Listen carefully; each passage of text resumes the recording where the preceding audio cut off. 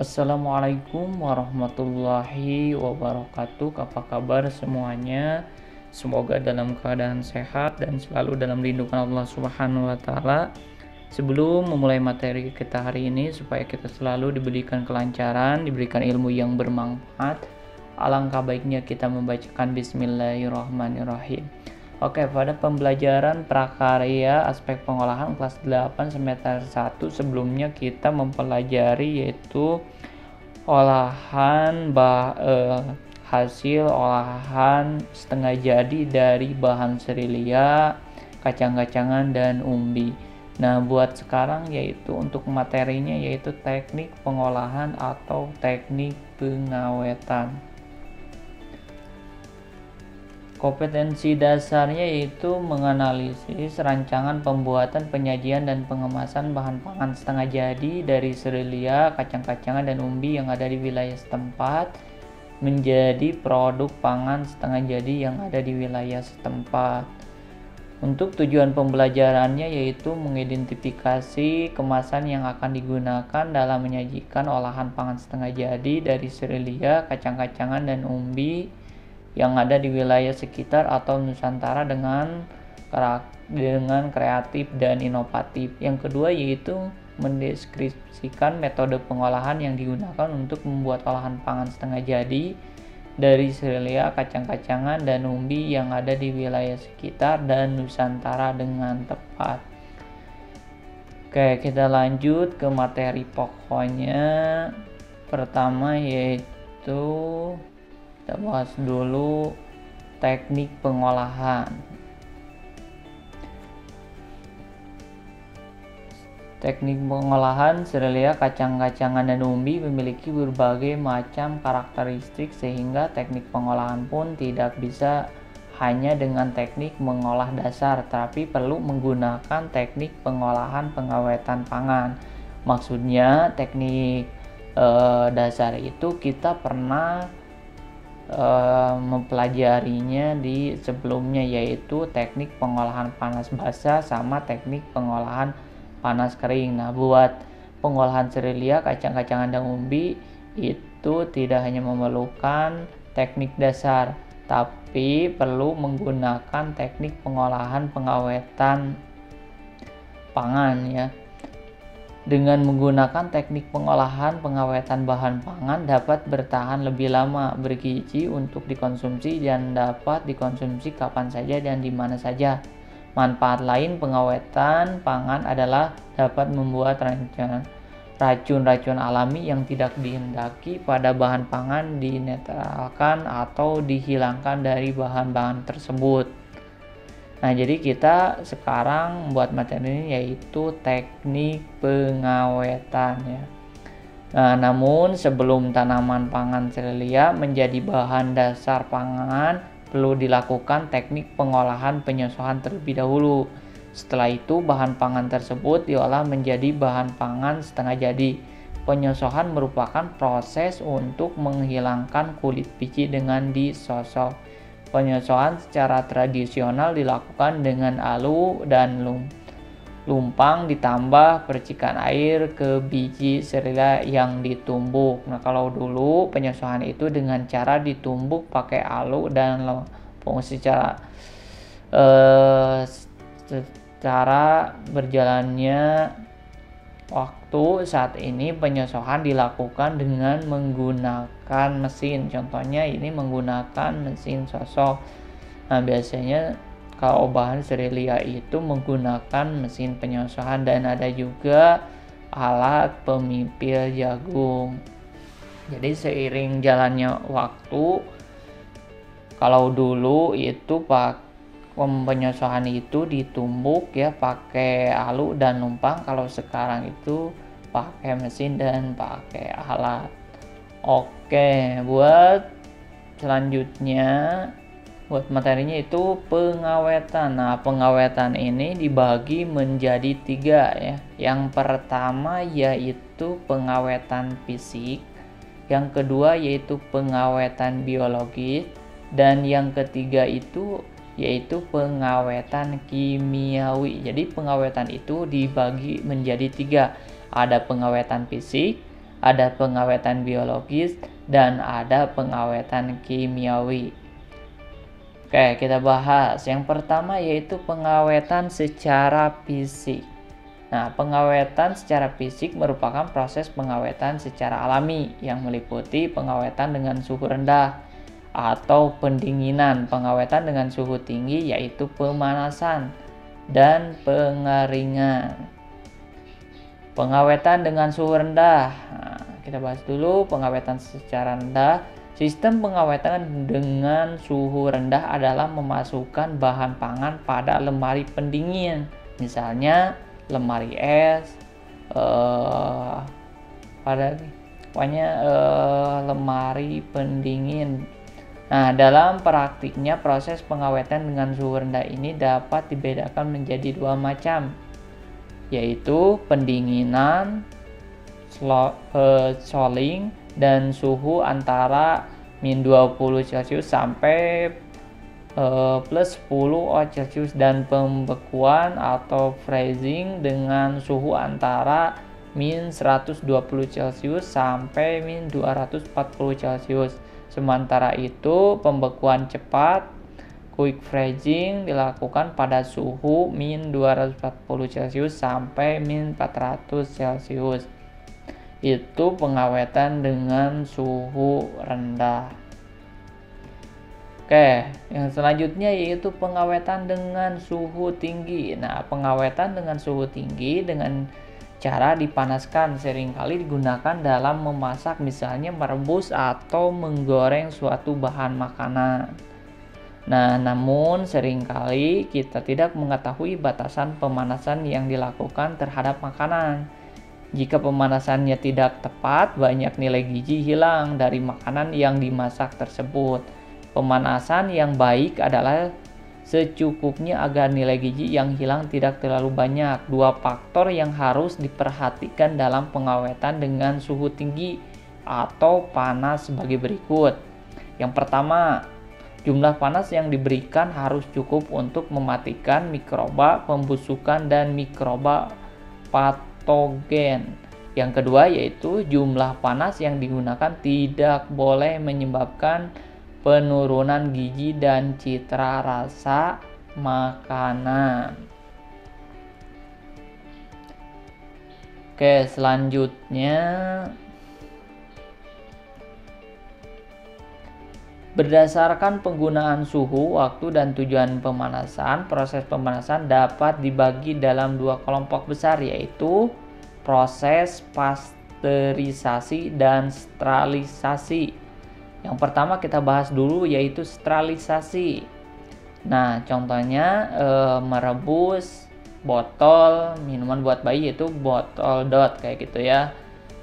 Sterilisasi berarti membebaskan bahan dari semua mikroba karena beberapa spora bakteri relatif lebih tahan terhadap panas. Sterilisasi biasanya dilakukan pada suhu yang tinggi, misalnya 1210 Celcius selama 15 menit. Pada makanan dikenal istilah sterilisasi komersial. Nah, sterilisasi komersial adalah sterilisasi yang biasanya dilakukan terhadap sebagian besar pangan di dalam kaleng atau botol. Nah, bisa kalian lihat cara pengawetan dengan sterilisasi di internet ya, bagaimana. Yang kedua yaitu pasteurisasi.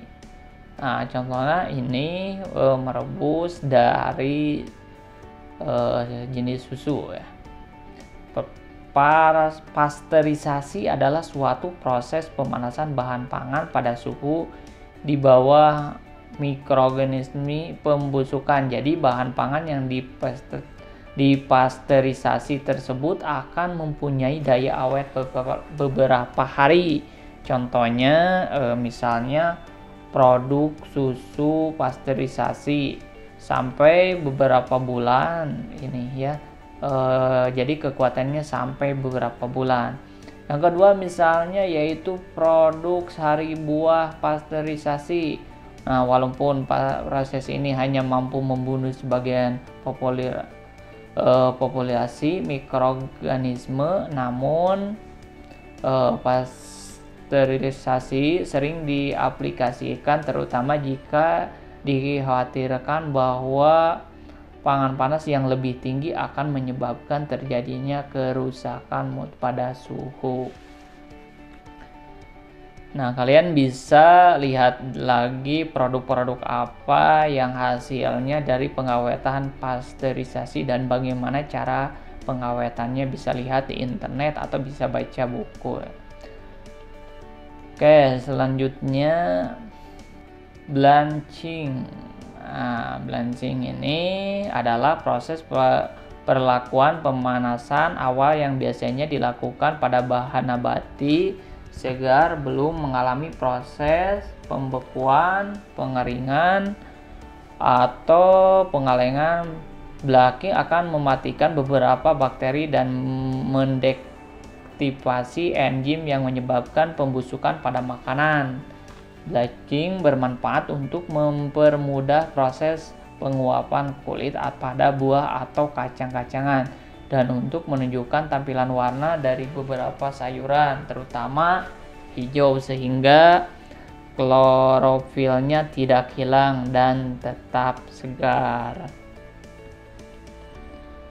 Pengawetan dengan pengeringan. Nah, pengeringan adalah suatu metode untuk mengeluarkan atau menghilangkan sebagian air dari suatu bahan dengan cara menguapkan air tersebut menggunakan energi panas. Biasanya kandungan air bahan tersebut dikurangi sampai satu batas agar mikroba tidak dapat tumbuh lagi di dalamnya. Keuntungan produk hasil pengeringan adalah awet, lebih ringan, volume lebih kecil sehingga memudahkan penyimpanan dan transportasi serta menimbulkan cita rasa khas. Oke, selanjutnya tadi pengawetan secara fisik, sekarang pengawetan secara biologis. Proses pengawetan secara biologis adalah dengan peragian atau fermentasi dan enzim. Jadi ada peragian atau fermentasi dan enzim.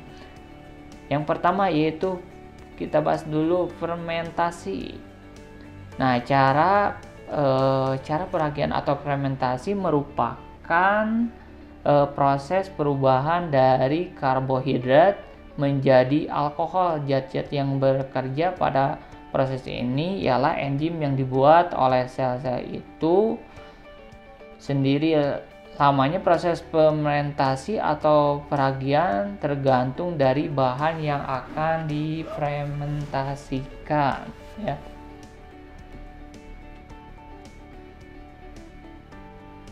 Selanjutnya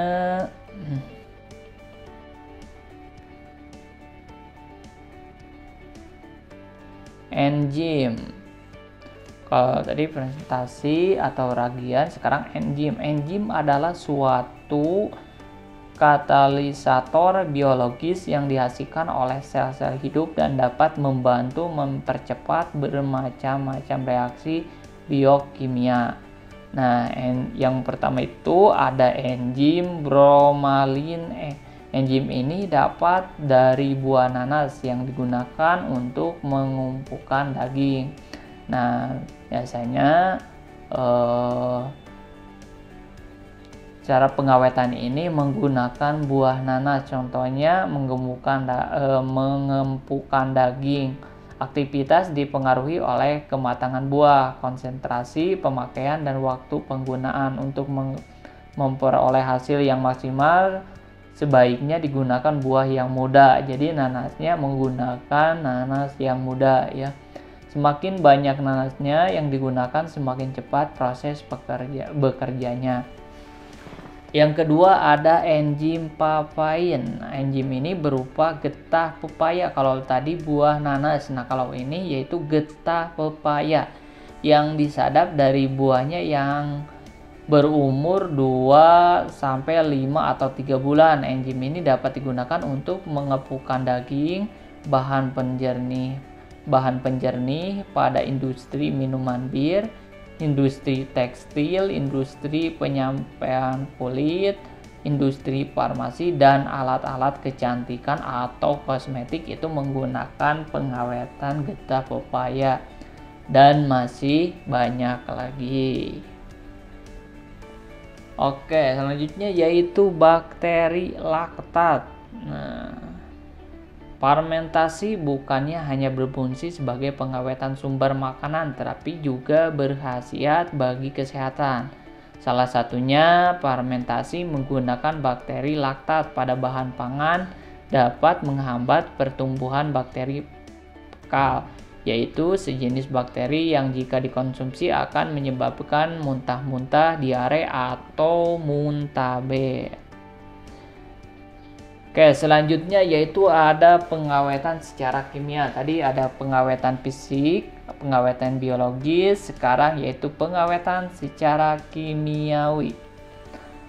Beberapa teknik pengawetan secara kimiawi digolongkan menjadi dua, yaitu penggunaan pengawetan alami yang diperoleh dari makanan segar seperti gula. Nah, gula pasir merupakan hasil pemanasan dan pengeringan sari tebu atau bit dengan bentuk butiran berwarna putih yang tersusun atas 99% sukrani. Fungsi gula pasir biasanya untuk memberikan rasa manis, namun dapat juga berfungsi sebagai pengawetan.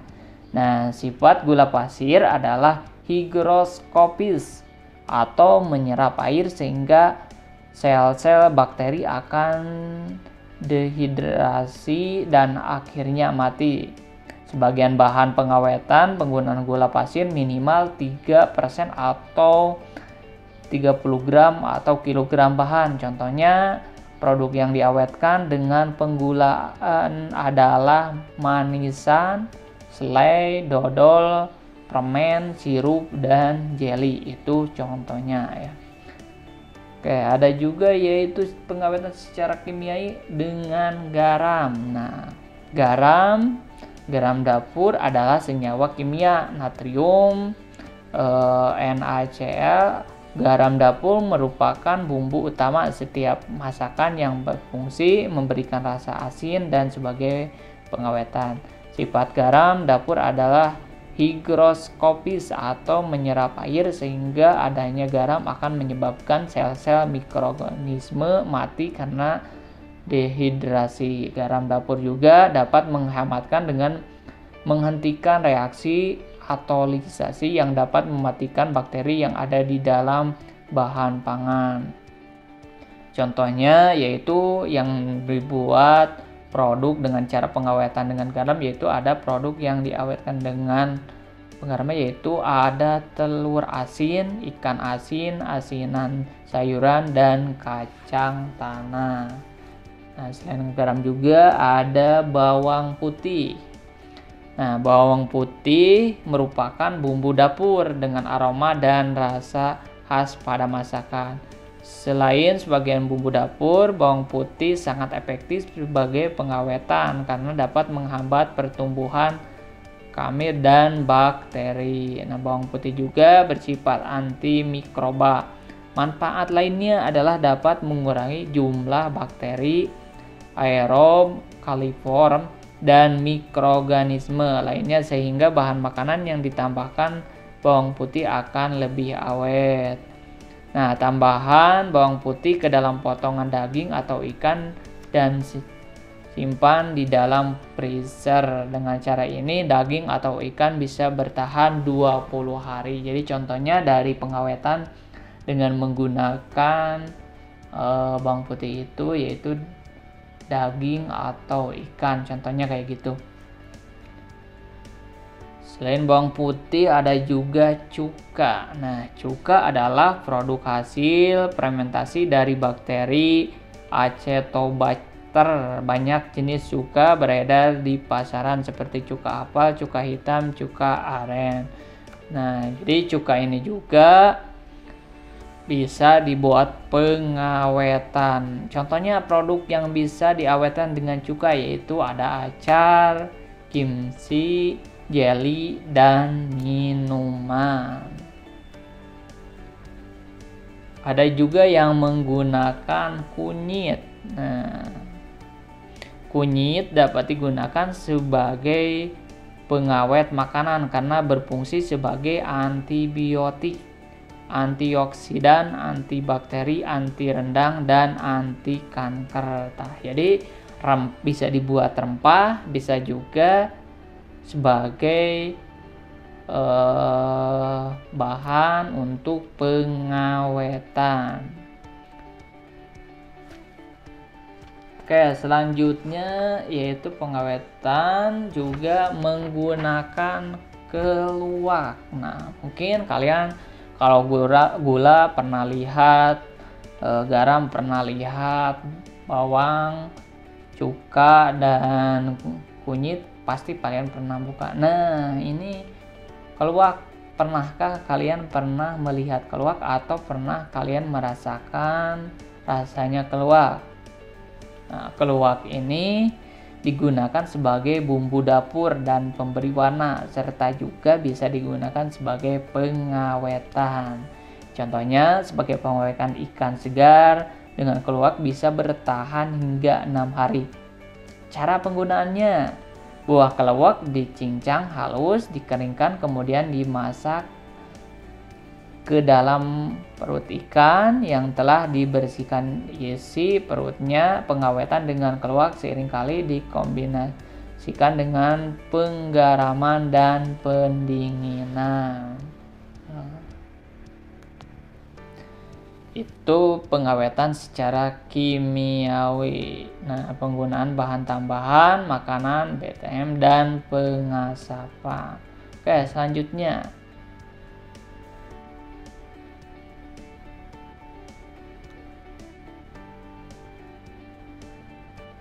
pengawetan sintetis bahan tambahan makanan. Pengawetan sintetis atau penggunaan bahan tambahan makanan atau BTM. BTM itu bahan tambahan makanan, merupakan hasil sintetis secara kimia. Bahan pengawetan sintetis mempunyai sifat lebih stabil, lebih pekat, dan penggunaannya lebih sedikit. Nah, penggunaan bahan kimia untuk pengawetan harus digunakan dalam takaran yang tepat dan sesuai dengan ketentuan agar aman bagi manusia.